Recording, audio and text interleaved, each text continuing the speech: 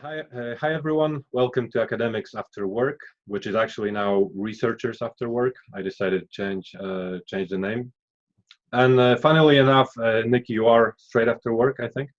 Yes. So yeah, thank you for that again. Today I'm going to talk to Nikki Anderson, who is a user researcher or user experience researcher. We'll talk about the terminology in a second. We'll talk about user research, what it is, what it is not, how it differs or whether it differs from other types of research, from academic research in particular, as well as how to get into user research and all kinds of questions. I'm super excited. I've been in user research specifically for about like 7 or 8 years now. So hopefully I can be of help and spread some knowledge. Okay, yeah, I'm sure you can. I would like to start with a very basic question, obviously, because we're going to talk about user research. So what is user research, and is it even a way to refer to it? Because as I said, I know people say user experience research, user research, UX research, which again, I'm not sure if it's just a short form or actually a different thing. So what is a user, or whatever it is that you call it? How would you call it, and what it is? Yeah, it depends on how lazy I'm feeling, or how much space I want to take up when typing it. But user experience research, UX research, and user research are all the same thing. Okay. Completely the same. At least that's how I view them. There's also the term design researcher. Okay. But for me, like all of those things are tied together 100%. I know that UX designers and product designers, like those titles actually differ for what they do and what their skill sets are. But in terms of user experience researchers, like Okay. UX researchers, it's for me all the same. Okay. I would be really interested if there's like small differences, but Yeah. I don't think so. Okay. I mean, I was just gonna say that I wouldn't be surprised if there, on a theoretical level, somebody will probably find, pick that up and find some differences as always, especially in academia, which Yeah. I want to talk about. So, but first, okay, so now we've agreed on the terms. Yeah. What is it exactly in practice? What is user research about? And yeah, what do you do? Yeah, that's a great question. So it's the way that I explain it is user research is generally qualitative based understanding of your users. So what does that mean? Say you have a product such as a website or an app. You have a group of users, of people who use that website or that app. And you hopefully designed it for them to make their lives easier for whatever reason. And so the practice of user research is going to that audience and that target base of customers and users and just talking to them and trying to understand their different pain points, their motivations behind why they do things, their behaviors, what they're trying to achieve. So it's really just deeply empathizing with the people that use your product so Right. that you can then go back and talk to product managers and developers and designers and even like business partners and tell them what needs to happen to make your users happier, and to make their lives easier.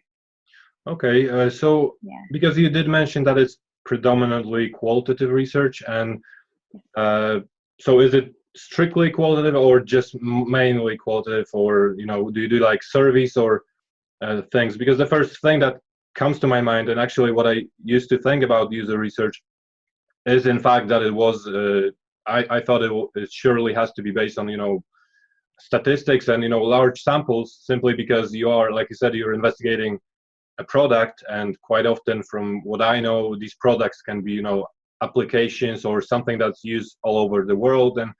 And I thought, to be able, I mean, I understand the logic of being close to the user, obviously, and that's what you can do with qualitative methods. But I would say that people would probably want to get a large sample and see, if millions of people use the product, it's don't they want to have this general view, or how what do you think about it? Because obviously when you talk to 5 people or 10 people, it's great, and and as you know, it's what I prefer as well, because I prefer these kinds of methods, but you cannot really generalize or see how people feel in this country, for example.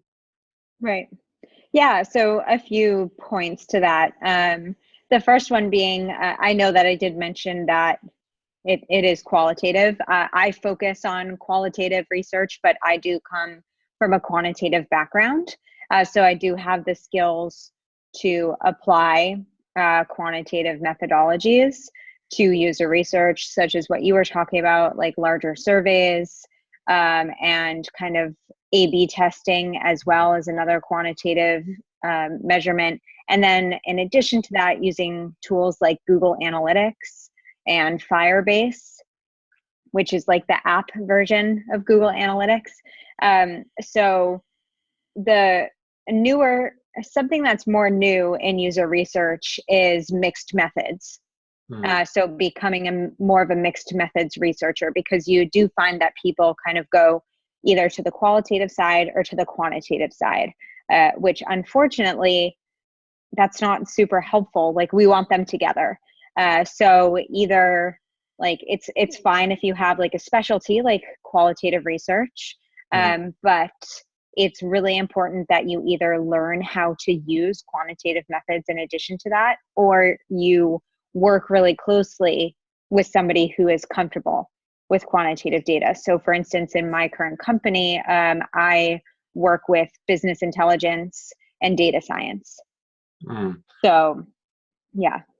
Okay, so I was going to ask about the methods. You named a few already, especially when you mentioned quantitative methods, and already I know that I don't know what you were talking about, because they were different from, you didn't say questionnaire, you said something AB, or I can't remember what it was. But yeah, what methods? Because that's another question.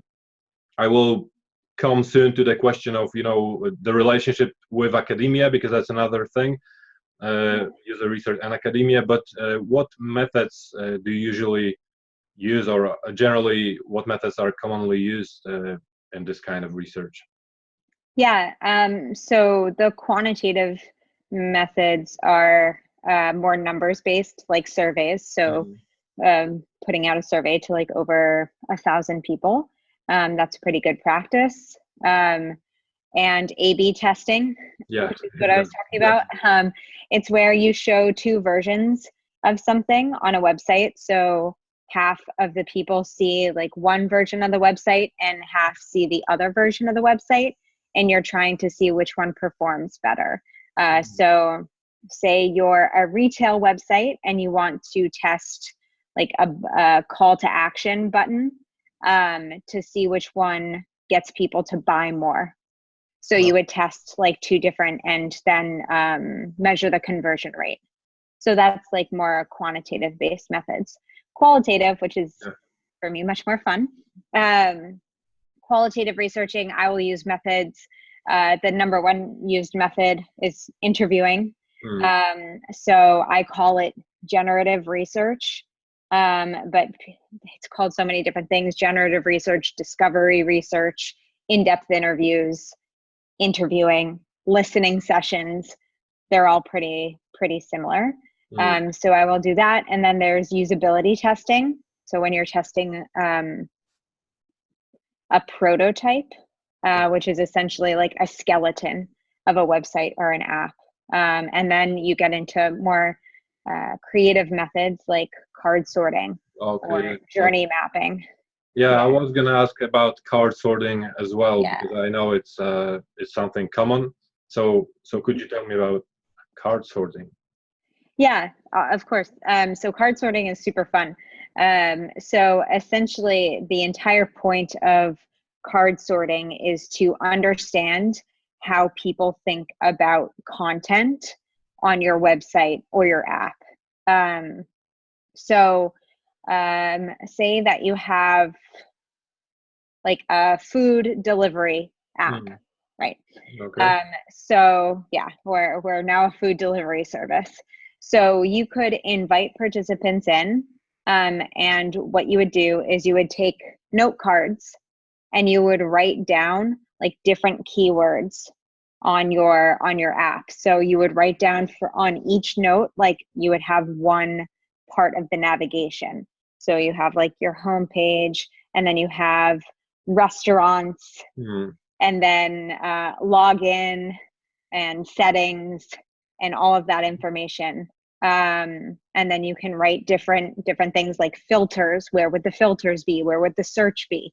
And so you write all that information on cards, shuffle them up, Hmm. give the cards to the participant, and then they sort them like out on a table in a way that makes sense to them. Okay. So that's about yeah. So that's about making sure that we put the things like in the menu. If we're developing a website, we want the things in the menu to be where people expect them to be, basically. Yeah, Okay. so that they can find it. Okay. Yeah. Is it only about websites and software, or was it just an example? But can you do it like, apply to anything else? Like, I don't know, what kind of products? That's another question actually. Like, what kind of products, are tested through this user research? Is it usually about, technology and websites and apps, or is there anything like, I don't know what other kind of products could be tested with it? Yeah. Yeah. So I particularly focus on digital products, but I worked at a food subscription company a Hmm. while back, and they delivered meal service. So we also did research on like the physical product. And so you can, and in addition to that, you can also do research on like spaces. So I'm not sure if you've ever heard of the concept of service design. No. Um, so it's super cool. So service design is like designing, for instance, like a museum, like Okay. the way that people should walk and the way that the sign should go and the way that the information should be placed in so that it tells a story and Hmm. that it makes sense. So sometimes when you walk into a museum and you're kind of like, which way am Yeah. I supposed to go? Like, which one am I supposed to look at first? Service design tries to help that. Okay. So yeah, so you can also do research in like the physical world as well. And that's more like ethnography and contextual inquiry. Hmm.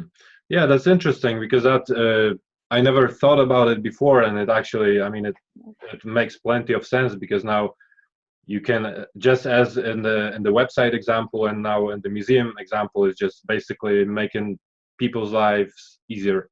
So Yeah. knowing what they want, what they expect. Yeah, that's interesting. I was just thinking now about supermarkets, but I guess that's another story. Like where things are put in the supermarkets, but I guess it's slightly different because actually I think it's supposed to be confusing in the supermarket. Yeah, I don't know if you know what I mean because Yeah. you have to look for it. Like today I went to a store that I usually don't shop in, and I just spent ages looking for one little thing, and it just didn't make any sense. That where I finally found it. So but that's another story, I guess, because I think it's supposed to be confusing in this case, so you actually go through the whole store and see other things. But Oh, like IKEA. IKEA did that very well, where uh, they like force you to like walk through the store no matter what. Like you yeah, can't, like you're stuck. yeah, exactly. It's, I yeah, know they did. I mean, it's not like it's not a conspiracy theory because it's just yeah, actually it's a strategy. Like I mean, exactly.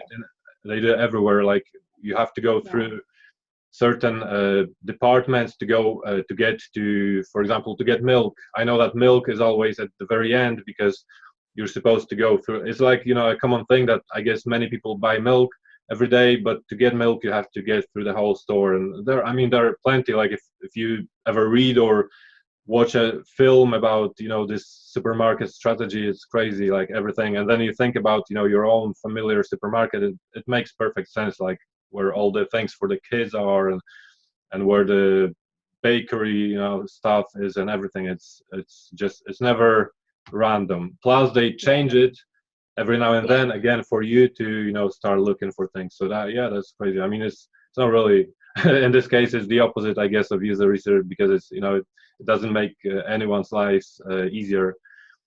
So But, that's something that we actually call that dark UX. oh, is there a name for it as well? Yeah, Okay. dark UX. Yeah, so it's kind of like the light side, which is making people's lives easier, and then like the dark side, where Oh, you can create patterns that will, for lack of a better word, manipulate people to buy more. okay. So yes, it's like That's interesting. the Star Wars of user Yeah. experience, like light and dark. See, that's an interesting fact, I guess. I'm sure they don't talk about it too much, so I'm lucky to have this opportunity. Okay, so let me just think. I did ask you about the methods.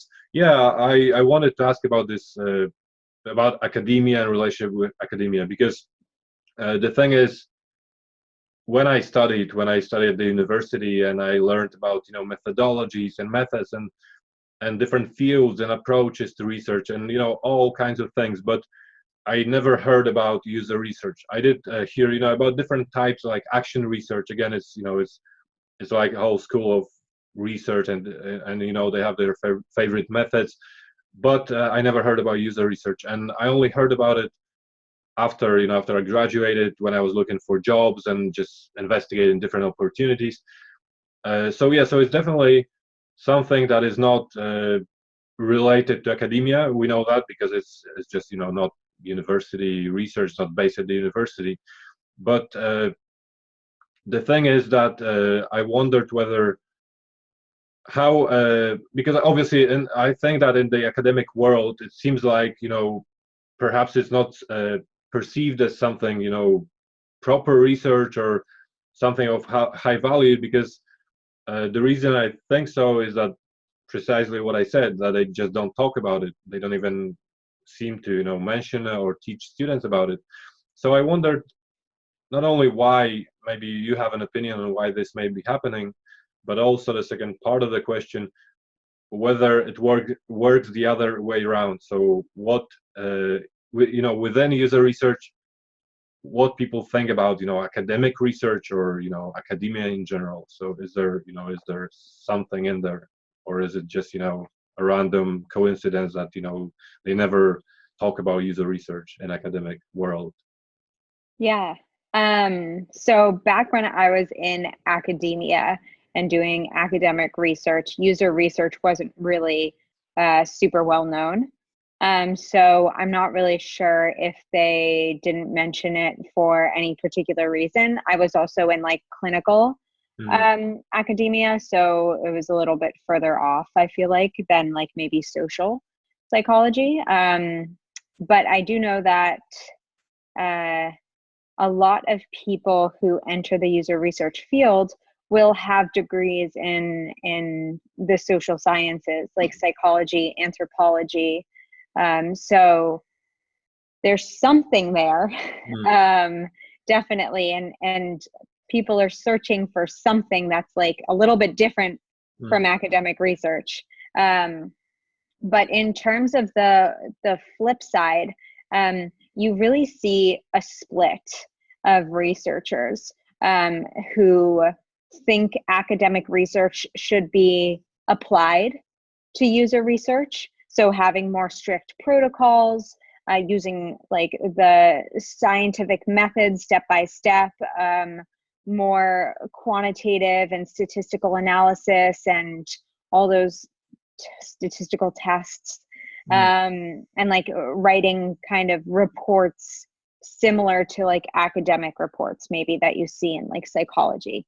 So Okay. you have like that side, and a lot of those people come from an academic background, um, but then you have the other side, which less so of them came from an academic background, but for instance, I'm on the other side. I don't, it's not like I don't think there should be overlap, but I don't think that user research should mimic academic research, because they're two different things. Like you're trying to accomplish two different things. Yeah.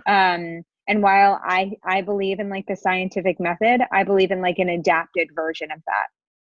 so that it works with the company. Because if you walk into a company and you try and sell academic research to them, they're not going to buy it, because the processes that the company is embedded in are not the same as you'll find in academia.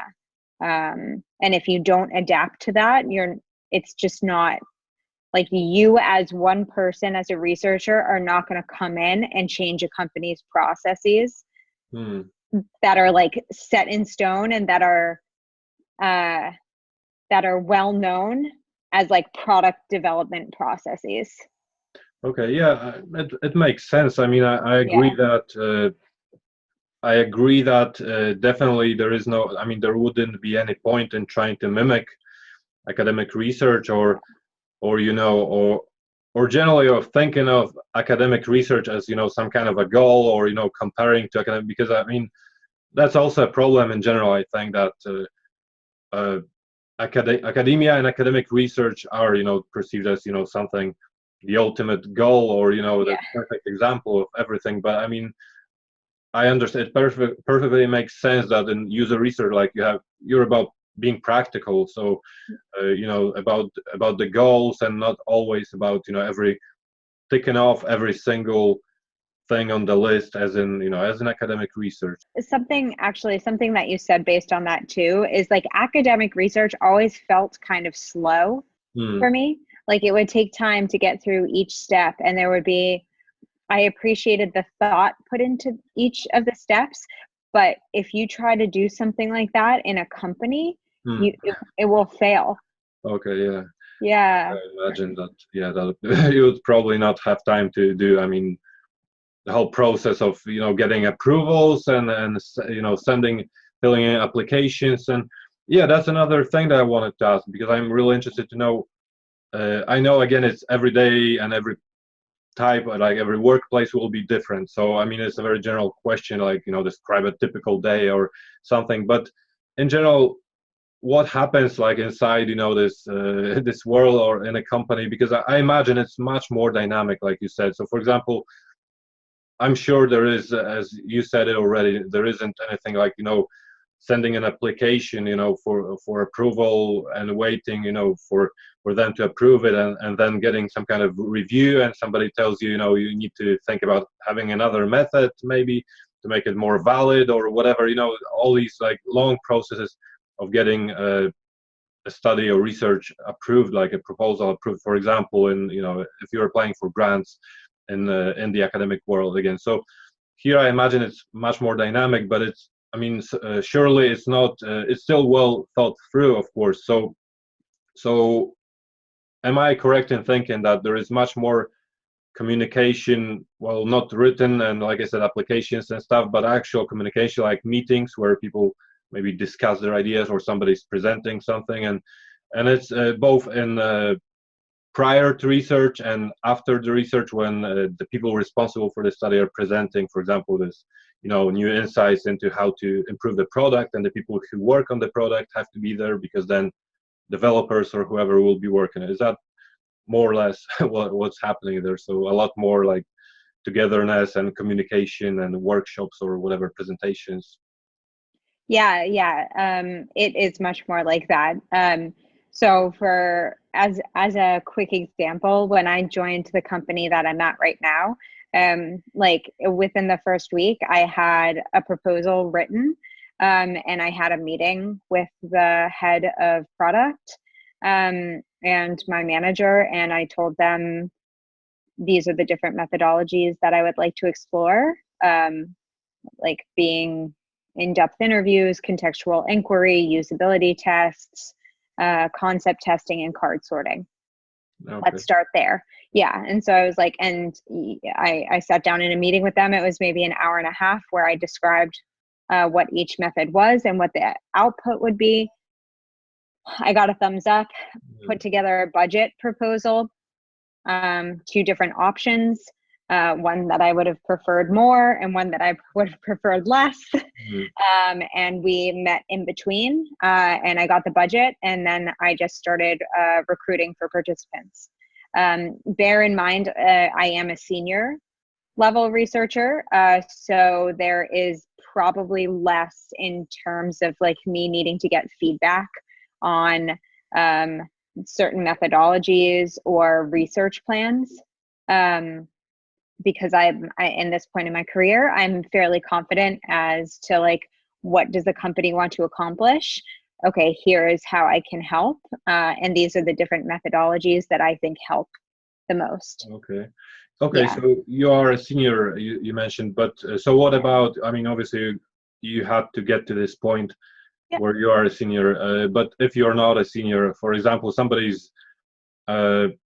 just got into user research, just got a job as, I'm not sure, well, probably user researcher, or maybe some, associate user researcher, or, kind of a less responsible role. So would they be supervised by somebody, or I mean, when you started, for example, before you were in this, role where you have this autonomy, is it common to have people who, like research assistants, for example, that they're just responsible for certain parts of the project, and they're not the ones who actually develop the whole design?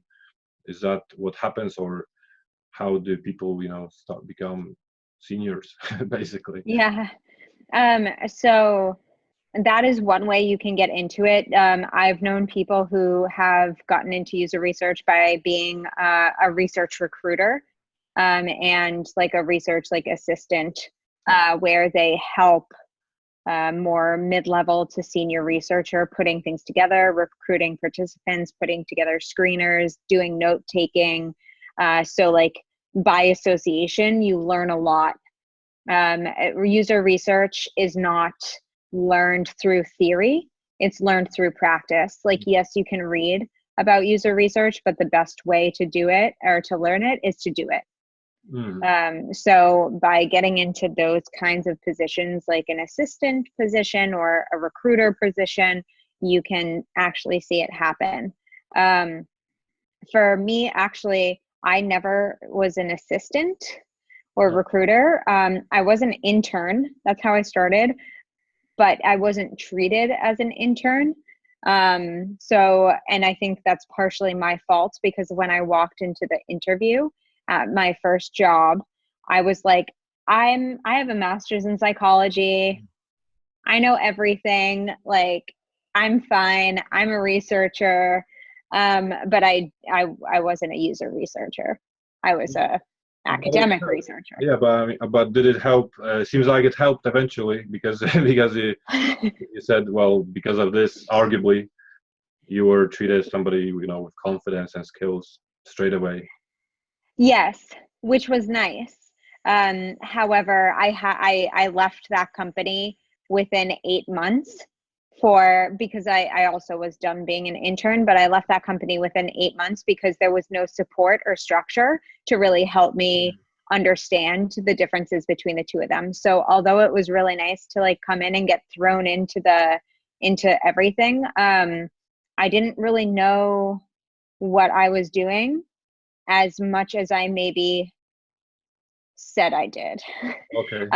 Yeah, so I did a lot of reading, and I still learned a lot during those 8 months, like a ton of stuff that was super valuable. But my next role, I had a manager who actually is an extremely talented manager and an extremely talented researcher, and he mentored me. So it's less that you have, like, at least in my experience, like a supervisor that's kind of telling you what to do. And I think that a lot of people in the user research field, they mentor. So you have more of a mentor that's guiding you, because if you have somebody telling you what to do and when to do it, you're never going to learn it on your own. So it's more like, for instance, for my second role, I had to, I talked to my manager, and I was like, hey, look at this research plan. What do you think about it? And then he would give me the feedback, but it still was all really fast because you're in person and you're right there, and you can pop into a meeting, or you just send him a document and you can collaborate on that document like Google Docs. So it's still much faster. Okay, yeah. So again, it's Yeah. definitely all practice-based and very dynamic and Yeah. fast. It's interesting. I mean, I'm sure you do need a lot of confidence to do that or to start doing that, because like I mean, I think I'd love I'd love this kind of a role, but it's it depends. Like if you're a student with maybe a little bit less experience, I imagine it can be stressful to somebody who's completely new to it. I mean, provided that they got that job somehow. But this responsibility and autonomy, I mean, it sounds great, but I just imagine that, I mean, because it's very responsible. So, but yeah, it sounds great. It sounds like fun, but I guess it's not for everyone straight away. But that's also my question. So, how did you kind of said how you got into it. You said you were uh, you applied for this job and you were confident during the interview, but you have an academic background. You said it's more about cognitive studies or health, or what did you say it was? So how did you, or maybe why also, how did you decide and why and when to make that switch, or to even think about user research? Yeah, yeah, absolutely. So yeah, I got my master's in psychology, and during that time I worked at a mental hospital. So I had a full intention of going for my full PhD and becoming a clinical psychologist. So, and working in mental hospitals with fairly severe mental disorders. So that's something that I was drawn to. And in theory, just Mhm. like anything else, when I was learning about these things, it sounded really great, and I was like, yes, that's what I want to do. That's very interesting to me. I would love to help people. In practice, I am not the kind of person that can thrive um, in those relationships. And if in psychology, if you aren't there and you can't like put up boundaries or um, like be good to yourself in that way, and you're not going to be able to help people. Um, and that's kind of when I was like, uh-oh, Mm. this isn't like my field.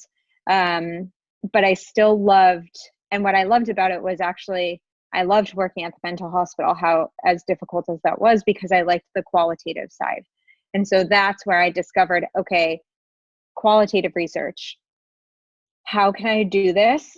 And like I wasn't interested in a private practice where I spoke with like normal Yeah. people, or like people like myself, or like like um so I was like, how do I do this qualitative research and like get to know people and still understand people, but in a less intense mental health kind of space? So trusty old Google, Yeah. I googled like qualitative research, and one of my friends was in UX, and he was like, hey, you might like this. So I found it on Google and I started reading about it, thought about going into UX design. I can't design, so that's not for me. And then I found within that, all of that stuff, I found user research, which Oh, is like this yeah. tiny, tiny part of it. It was kind of covered already, but again, let's imagine that a person who's experienced in research, academic research. Yeah. So to make it easier, let's imagine that tomorrow I decide to apply for user research job, right? So Yeah. user research position. I have some academic experience, a little bit of research assistant work and researcher work, and a couple of projects and publications, and things that are well probably valuable only in academia. And then I decide to apply for user researcher position. So what happens? Which scenario is more likely to happen and why? So the first scenario is, they're looking at my CV and they're really impressed. They say, "Oh, this guy looks like he knows what he's doing. He's got some experience. He's obviously have a lot of theoretical knowledge. He's got some experience in doing research. It may not be user research, but he certainly knows all about research anyway. So we'll teach him, we'll show him around, and he will basically learn very quickly." Or the other scenario is simply, they will look at it and no, he's we don't care about these things and publication stuff. So yeah, what are the perceptions of these people, like recruitment teams? Certainly, surely they do recognize. I understand, like, the differences and everything that you mentioned, but surely, and you said as well, there's some value. There's always some value that can be transferred, like transferable skills, just understanding research, having this, researcher mind. But yeah, what's more important, this or simply, real life or hands-on experience and user research? Yeah, so something that I did when I started applying for user research internships, I changed like my CV had that I had a master's in psychology, and it had the fact that I was a research assistant, um, and but I highlighted more relevant skills such as qualitative interviewing, synthesis to insights, as well as kind of like empathy building, and note taking. So those kinds of skills I definitely used, but people look at academic research in companies, and I can't speak for everybody, but some people, as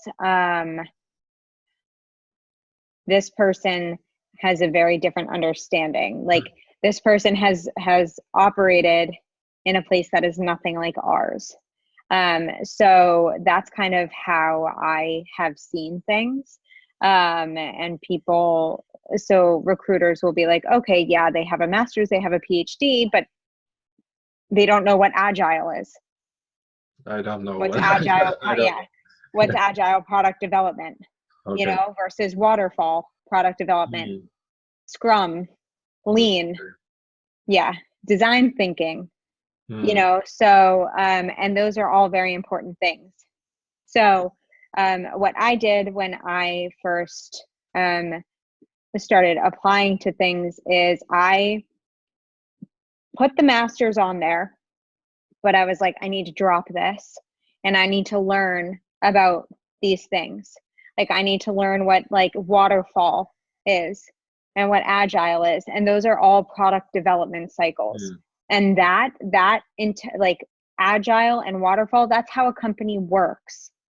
Okay. So like if you don't understand, so if you don't or can't understand that that's how a company works, then your whatever skill sets you bring are not going to be relevant, pretty much, because you're used to operating in a different scenario or process.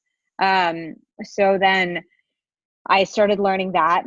I also created different portfolio pieces, and they, like, looking back now, they were horrendous. Don't get me wrong, but like the thing is, like, I took an app that already existed and I tested it to see if people liked it or not. And that's usability testing. And then I made that into a portfolio piece.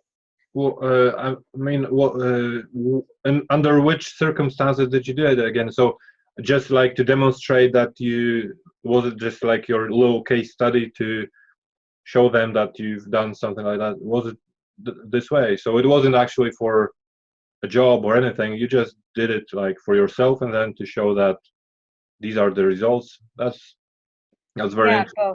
Yeah, because now you generally, as a user researcher, you are required to have a portfolio.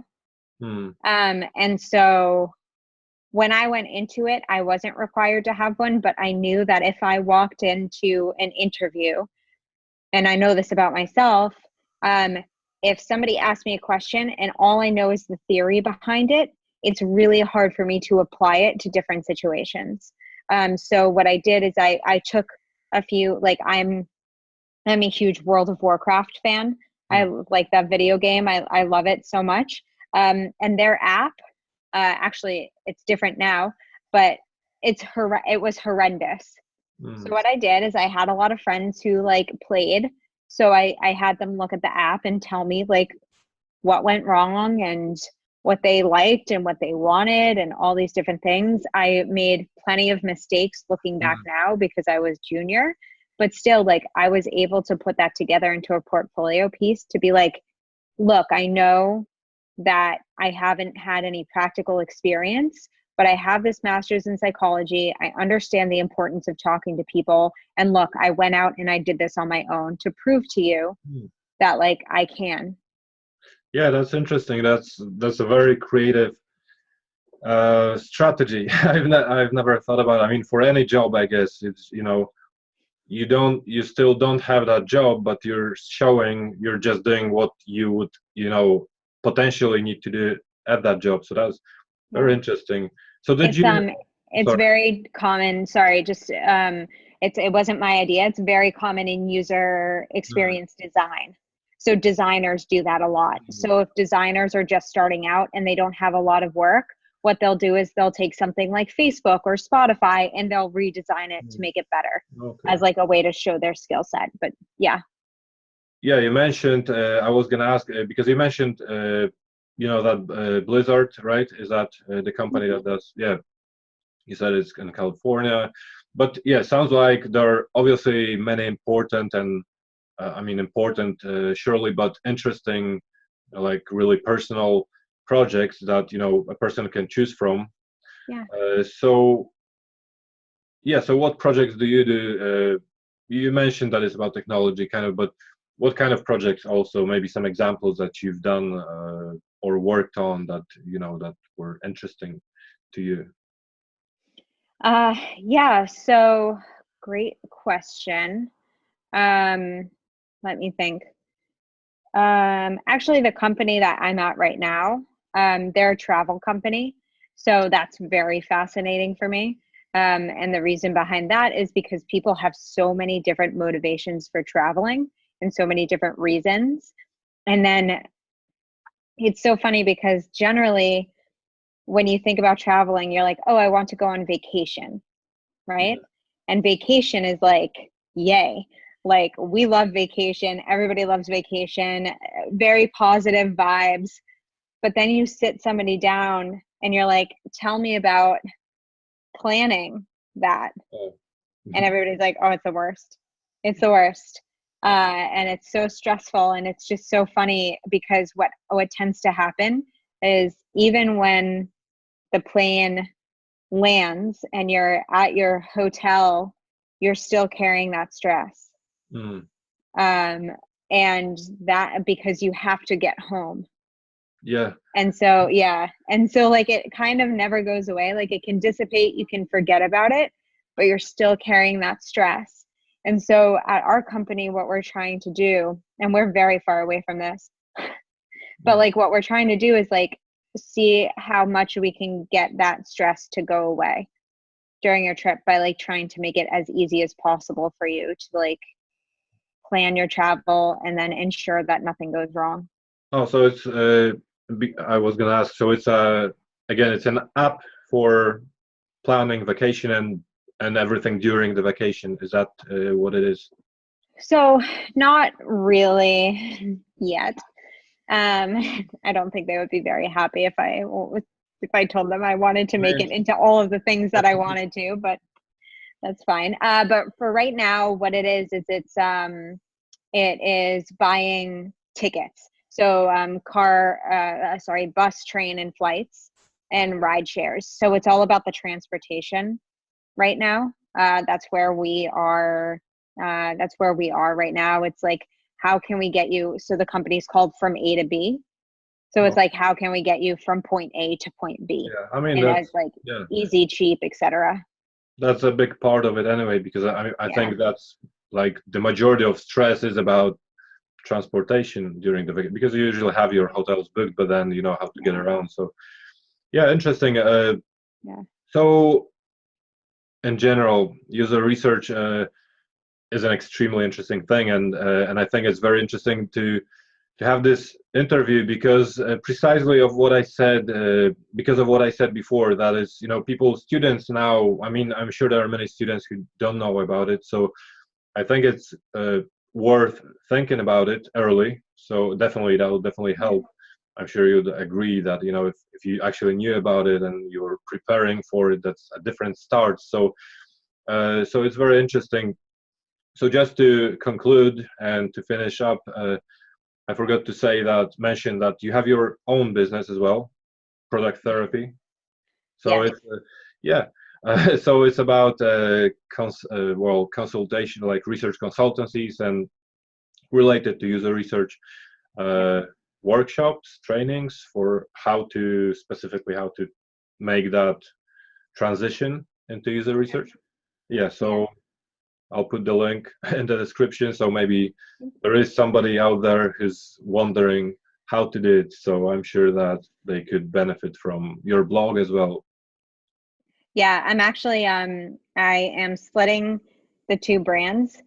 So product therapy, it started out initially as just me consulting and freelancing. So that will be one brand, and then I just started a new brand called User Research Academy.